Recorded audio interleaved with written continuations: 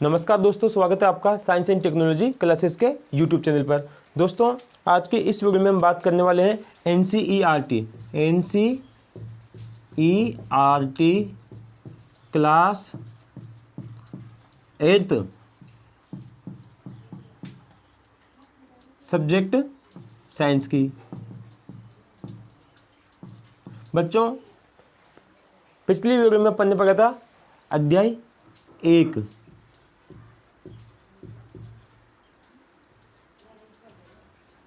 अध्याय 1 जिसका नाम था फसल उत्पादन एवं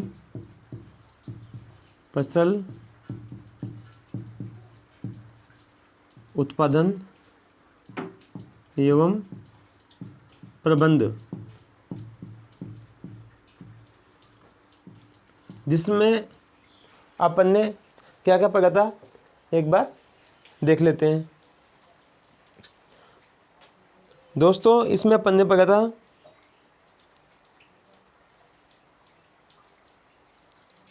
फसल किसे कहते हैं, फसल कितने प्रकार की होती है ना। कृषि पद्धतियाँ यानी कृषि के चरण ये अपन ने पढ़ लिए थे, है ना। रबी की फसल, खरीफ की फसल, फसल आधारित पद्धतियाँ, है ना। और कृषि पद्धतियों में मिट्टी तैयार करना, है ना, ये अपन ने पढ़ लिया था। उसके बाद में कृषि के औजार भी अपन ने पढ़ लिए थे, है ना। कृषि के औजार कितने प्रकार के होते हैं, 2 प्रकार के बताए थे। एक तो परंपरागत औजार और दूसरा आधुनिक औजार, है ना। परंपरागत औजार में हल, है ना, और आधुनिक औजार में पढ़ा था अपन ने सीड ड्रिल, है ना, कल्टीवेटर, ये सब कुछ अपन ने पढ़ लिया था। किस प्रकार से बुआई की जाती है ये भी पढ़ लिया था। और आज पढ़ने वाले फसल में खाद एवं उर्वरक देना, कृषि के चरण, है ना। अपन पढ़ रहे हैं कृषि के चरण नंबर 3, कृषि के चरण नंबर 3 जिसका नाम है खाद एवं उर्वरक देना। फसल में खाद एवं उर्वरक देना। हमें किस प्रकार से फसल में खाद देना चाहिए, कितनी अवधि के बाद खाद देना चाहिए और उर्वरक देना चाहिए। प्रिय विद्यार्थियों, सभी कॉपी, किताब और पेन वगैरह साथ लेके बैठें। जो भी यहाँ पर नोट करवाया जाता है उसे नोट कर लें और सभी अपना ध्यान किताब में रखें, ठीक है। सभी को किताब में देखना है भाई, खाद एवं उर्वरक देना या मिलाना, ठीक है।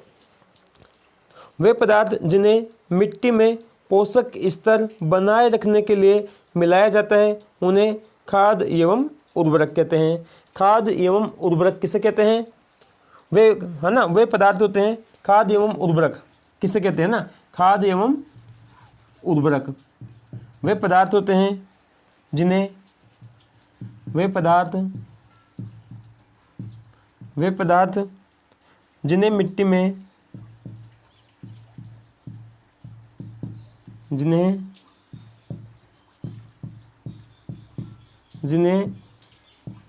में खाद एवं उर्वरक वे पदार्थ होते हैं जिन्हें मिट्टी में पोषक स्तर को बनाए रखने के लिए,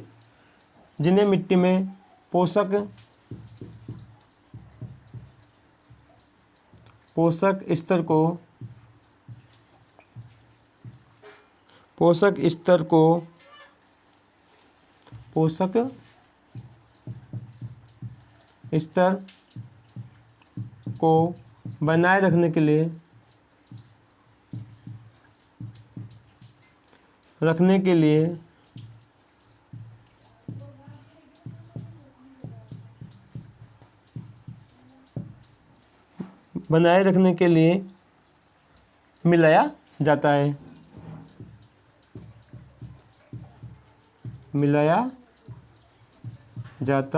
किस में मिलाया जाता है, मिट्टी में मिलाया जाता है। खाद एवं उर्वरक किसे कहते हैं, खाद एवं उर्वरक वे पदार्थ होते हैं जिन्हें मिट्टी में पोषक स्तर को बनाए रखने के लिए मिलाया जाता है। आगे देखते हैं भाई, बुझो क्या कहता है। मैंने एक खेत में उगने वाली स्वस्थ फसल पौधों को देखा। मैंने एक खेत में उगने वाली स्वस्थ फसल पौधों को देखा, जबकि पास के खेत में पौधे कमज़ोर थे। कुछ पौधे अन्य पौधों की तुलना में ज़्यादा अच्छी तरह से क्यों उगते हैं, देखते हैं भाई आगे ना। मिट्टी फसल को खनिज पदार्थ प्रदान करते हैं। मिट्टी क्या करती है, फसल को क्या देती है, खनिज पदार्थ देती है। यह पोषक पौधों की वृद्धि के लिए आवश्यक है। कुछ क्षेत्रों में किसान खेत में एक के बाद दूसरी फसल उगाते रहते हैं। खेत कभी भी खाली नहीं छोड़े जाते। कल्पना कीजिए कि पोषकों का क्या होता है, देखते भाई, कल्पना करते हैं ना। फसलों के लगातार उगाने से मिट्टी में कुछ पोषकों की कमी हो जाती है ना। फसलों को लगातार उगाने से, खेत में फसलों को लगातार यानी एक के बाद दूसरी, दूसरी के बाद तीसरी फसलें उगाते रहने से, अर्थात खेत को खाली नहीं छोड़ने से क्या होता है, पोषकों की, मिट्टी में पोषक तत्वों की कमी हो जाती है। इस क्षति को पूरा करने हेतु किसान खेतों में क्या देता है, खाद एवं उर्वरक देता है। यह प्रक्रम खाद देना कहलाता है। खाद देना किसे कहते हैं भाई, मिट्टी में पोषक तत्वों की जो कमी हो जाती है उसे पूरा करने के लिए, मिट्टी में जो पोषक तत्वों की कमी हो जाती है उसे पूरा करने के लिए किसान मिट्टी में क्या देता है, खाद देता है ना। मिट्टी में क्या देता है, खाद देता है। इस प्रक्रम को खाद देना कहते हैं। अपर्याप्त खाद देने से, अपर्याप्त यानी अपर्याप्त खाद का मतलब होता है मिट्टी में न तो खाद ज़्यादा देना चाहिए और न ही खाद कम देना चाहिए, लेवल के ही देना चाहिए। अपर्याप्त खाद देने से, मिट्टी में अपर्याप्त खाद देने से पौधे क्या हो जाते हैं, कमज़ोर हो जाते हैं। आगे देखिए भाई, खाद एक कार्बनिक जैविक पदार्थ होता है। खाद क्या होता है, एक कार्बनिक जैविक पदार्थ होता है जो पौधों या जंतुओं के अपशिष्ट से प्राप्त होती है। अपशिष्ट यानी जो फालतू पदार्थ निकलता है उससे प्राप्त होते हैं। एक बार और देखो भाई, खाद क्या है, एक कार्बनिक जैविक पदार्थ है जो कि पौधों या जंतु अपशिष्ट से प्राप्त होते हैं। किसान पादप का मतलब होता है पेड़ पौधे। किसान पादप एवं जंतुओं के अपशिष्टों को एक गड्ढे में डालते जाते हैं तथा इसका अपघटन होने के लिए, अपघटन यानी गलने के लिए, है ना, तथा इसका अपघटन होने के लिए खुले में छोड़ देते हैं।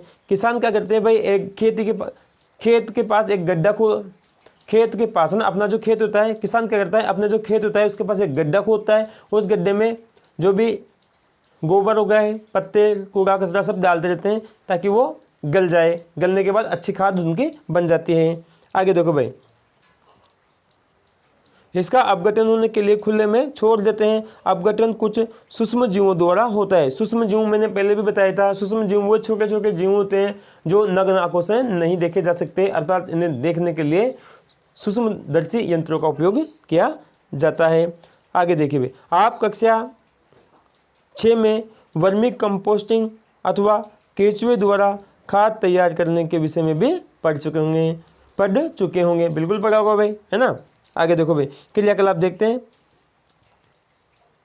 क्रियाकलाप आपको नहीं करना है, ठीक है, या टीचर की देखरेख में करना है, आप इसे समझ सकते हैं, आपको ये समझने के लिए।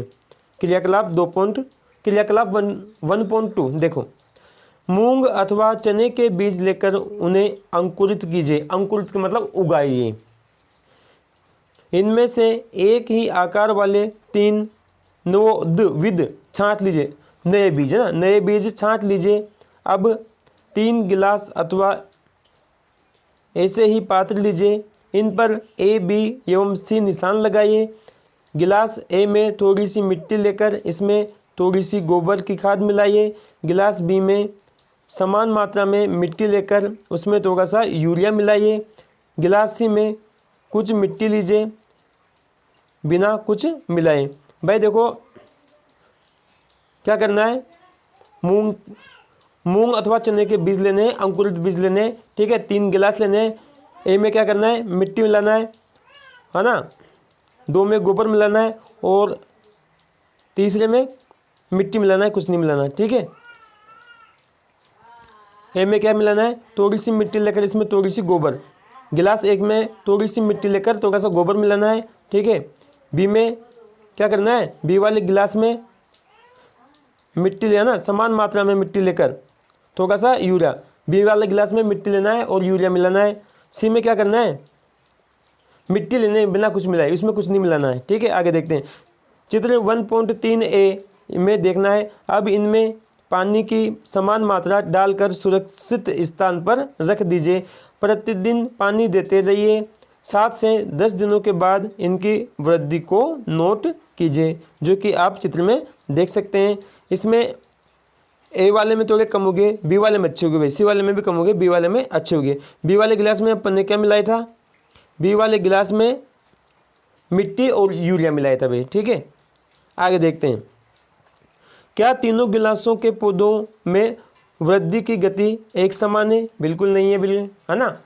बी वाले में अच्छी है भाई, ए और सी वाले में कम है, बी वाले में अच्छी है। किस गिलास में पौधों की वृद्धि बेहतर है? किस गिलास के पौधों में वृद्धि सबसे अधिक है? देखते हैं। उर्वरक क्या है? एक रासायनिक पदार्थ होता है। उर्वरक एक रासायनिक पदार्थ है जो विशेष पोषकों से समृद्ध होते हैं। यह खाद से कैसे भिन्न है? उर्वरक का उत्पादन फैक्ट्रियों में किया जाता है। उर्वरक के कुछ उदाहरण हैं, जैसे कि यूरिया हो गई, है ना, अमोनियम हो गया, सल्फेट, सुपर फास्फेट, पोटास, है ना, एनपीके यानी नाइट्रोजन, फास्फोरस और पोटेशियम। इनके उपयोग से किसानों को गेहूं, धान तथा मक्का जैसी फसलों की अच्छी उपज प्राप्त करने में सहायता मिलती है। परंतु उर्वरकों के अत्यधिक उपयोग से मिट्टी की उर्वरता में कमी आ जाती है। यह जल प्रदूषण का भी एक स्रोत बन गया है। आगे देखो भाई। अतः मिट्टी की उर्वरता को बनाए रखने के लिए हमें उर्वरकों के स्थान पर जैविक खाद का उपयोग करना चाहिए। जो किसान खेत में खड्डा खोदकर बनाते हैं, उसका उपयोग करना चाहिए। जैविक खाद का उपयोग करना चाहिए, अथवा 2 फसलों के बीच में खेत को कुछ समय के लिए बिना कुछ उगाए छोड़ देना चाहिए। 2 फसल लेने के बाद में खेत को कुछ समय के लिए खाली छोड़ देना चाहिए, जिससे क्या होता है, खेत में जो मिट्टी रहती है उस मिट्टी की उर्वरता क्षमता बनी रहती है। आगे देखो भाई। खाद के उपयोग से मिट्टी के गठन एवं जल अवशोषण ग्रहण करने की क्षमता, जल अवशोषण क्षमता यानी जल ग्रहण करने की क्षमता में भी वृद्धि होती है। इससे मिट्टी में सभी पोषकों की प्रतिपूर्ति हो जाती है। मिट्टी में पोषकों की प्रतिपूर्ति का अन्य तरीका है फसल चक्रण।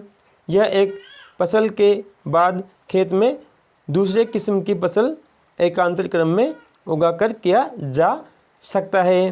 पहले उत्तर भारत में किसान फलीदार चारा एक ऋतु में उगाते थे तथा गेहूं दूसरी ऋतु में उगाते थे। इससे मिट्टी में नाइट्रोजन का पुनः पूरण होता रहता है। किसानों को इस पद्धति को अपनाने के लिए प्रोत्साहित किया गया है। पिछली कक्षाओं में आप राइजोबियम, है ना, बैक्टीरियम के विषय में भी पढ़ होंगे भाई, कक्षा 6 और 7 में, है ना। यह फलीदार लेग्यूमिनस पौधों की जड़ों की ग्रंथिकाओं में पाए जाते हैं और वायुमंडलीय नाइट्रोजन का स्थिरीकरण करते हैं। आगे देखो भाई, सारणी 1.1, इसमें उर्वरक और खाद में अंतर दे रखा है। देख लेते हैं भाई उर्वरक और खाद में क्या अंतर है। 2 नंबर का क्वेश्चन आता है भाई, उर्वरक और खाद में अंतर, है ना। तो देखते हैं उर्वरक और खाद में क्या क्या अंतर है। उर्वरक एक मानव निर्मित लवण है। इसको मैं नोट करवा देता हूँ आपको ना, उर्वरक और खाद में अंतर।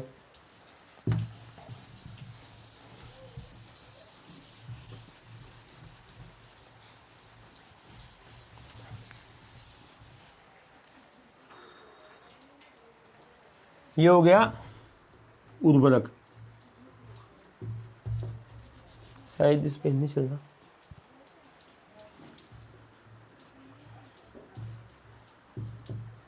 उर्वरक है ना। और ये हो गया खाद। उर्वरक और खाद में क्या क्या अंतर है, पहला देखते हैं।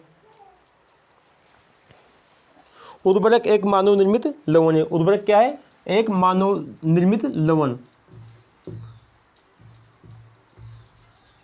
उर्वरक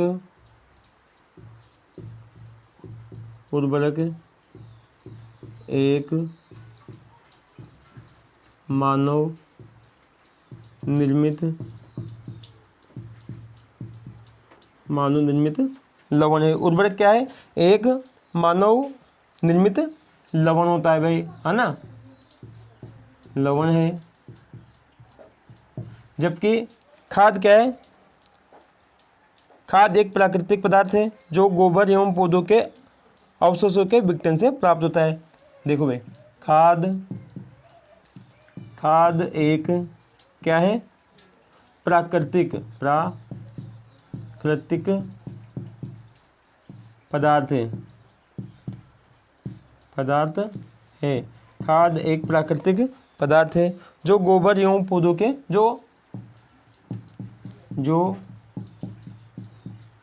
गोबर एवं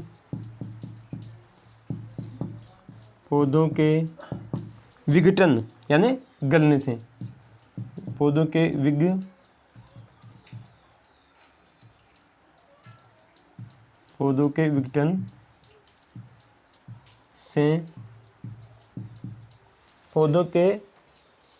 विघटन से प्राप्त होता है। खाद क्या है, एक प्राकृतिक पदार्थ है जो गोबर एवं पौधों के विघटन यानी गलने से प्राप्त होता है। उर्वरक और खाद में नंबर 2 देखते हैं भाई। नंबर 2 क्या है, उर्वरक का उत्पादन कहाँ किया जाता है, फैक्ट्री में होता है ना। उर्वरक का उत्पादन कहाँ होता है, फैक्ट्री में होता है भाई। फैक्ट्री में उर्वरक का उत्पादन फैक्ट्री में किया जाता है। जबकि खाद का उत्पादन कहाँ होता है ना, जबकि खाद का उत्पादन कहाँ होता है, खाद का उत्पादन कहाँ होता है, खेतों में होता है,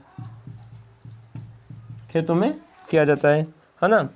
नंबर 3 देखते हैं।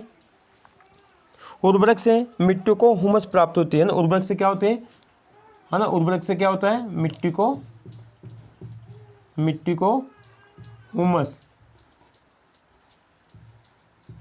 हुमस यानी नमी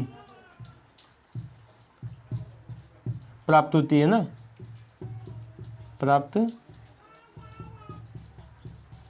होती है ना। उर्वरक से क्या होता है, मिट्टी को हुमस यानी नमी प्राप्त होती है ना। और खाद को देखते हैं।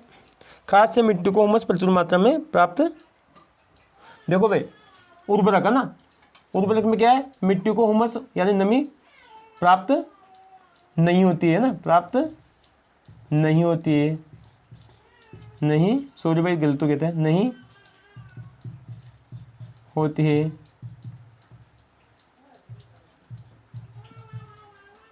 उर्वरक है ना, उर्वरक से मिट्टी को हुमस यानी नमी प्राप्त नहीं होती है। जबकि खाद से क्या होता है, मिट्टी को नमी प्राप्त होती है ना, हुमस प्राप्त होती है ना। उर्वरक से मिट्टी को हुमस प्राप्त नहीं होती है, जबकि खाद से मिट्टी को हुमस प्राप्त होती है। नंबर 4 देखो भाई, नंबर 4 उर्वरक में पादप पोषक जैसे कि नाइट्रोजन, फास्फोरस तथा पोटेशियम प्रचुरता में होते हैं। उर्वरक में क्या होता है, पादप पोषक होते हैं जैसे कि नाइट्रोजन है ना, फास्फोरस और पोटेशियम प्रचुरता में होते हैं। और खाद में क्या होते हैं, खाद में पादप पोषक तुलनात्मक रूप से कम होते हैं। आशा करता हूँ मेरे द्वारा दी गई जानकारी आपको जरूर पसंद आएगी। Please like comment and subscribe और channel. Thanks for watching this video. मिलते हैं अगली वाली वीडियो में। अगली वाली वीडियो में पढ़ने वाले अपन सिंचाई। तब तक के लिए बाय बाय।